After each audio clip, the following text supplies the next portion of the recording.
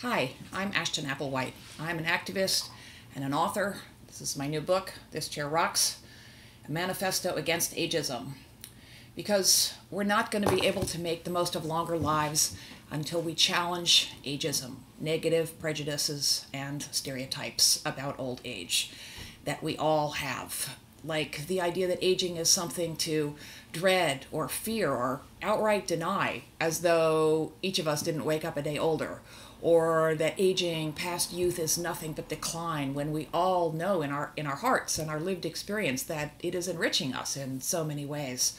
Or the idea that our young selves are worth more than our older selves. You know, attitudes like these aren't just bad for our identities, they're bad for society, they're bad for our health. There's really interesting new research that's being added to all the time that shows that attitudes towards aging affect how our minds and bodies function at the cellular level.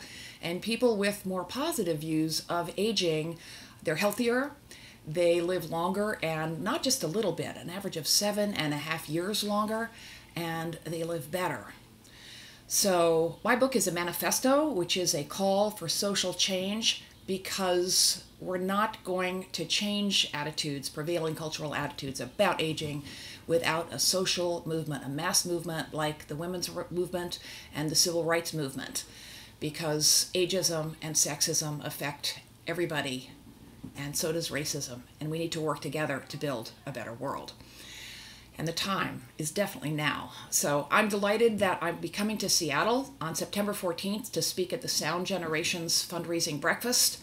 I hope you'll join me there to raise funds to support much needed programs for adults in Seattle, and to envision a world of age equality, which would be a world that's all age friendly, and to join me in helping to bring that change about.